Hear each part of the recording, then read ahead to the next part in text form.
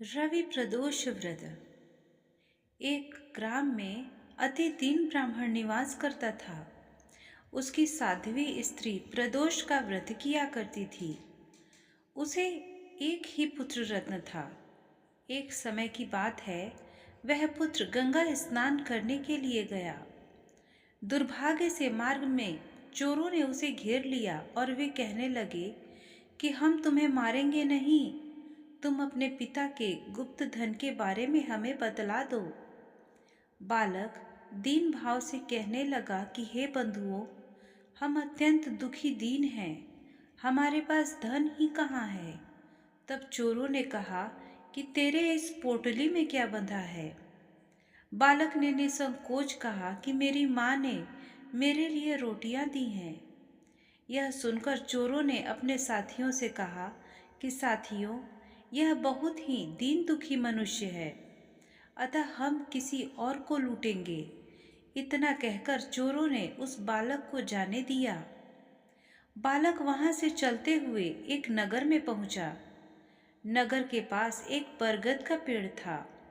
वह बालक उसी बरगद के वृक्ष की छाया में सो गया।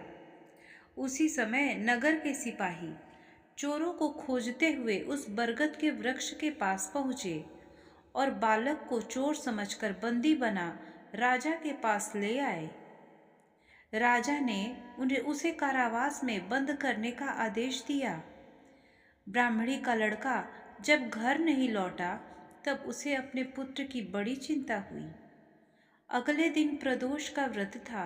ब्राह्मणी ने प्रदोष व्रत किया और भगवान शंकर से मन ही मन अपने पुत्र की कुशलता की प्रार्थना करने लगी।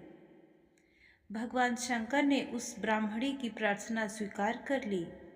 उसी रात भगवान शंकर ने उस राजा को स्वप्न में आदेश दिया कि वह बालक चोर नहीं है, उसे प्रातःकाल छोड़ दे, अन्यथा तुम्हारा सारा राज्य वैभव नष्ट हो जाएगा।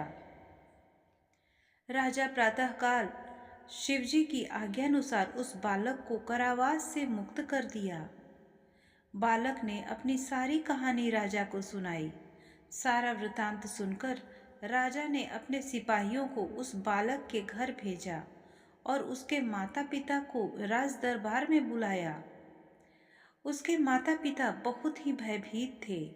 राजा ने उन्हें भयभीत देकर कहा कि आप भयभीत ना हो, आपका बालक निर्दोष है। राजा ने ब्राह्मण को 5 गांव दान में दिए, जिससे कि वे सुखपूर्वक अपना जीवन व्यतीत कर सके।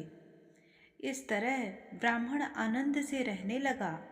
शिवजी की दया से उसकी दरिद्रता भी दूर हो गई। अतः जो भी मनुष्य रवि प्रदोष का व्रत करता है, वह सुखपूर्वक और निरोगी होकर अपना पूर्ण जीवन व्यतीत करता है। धन्यवाद।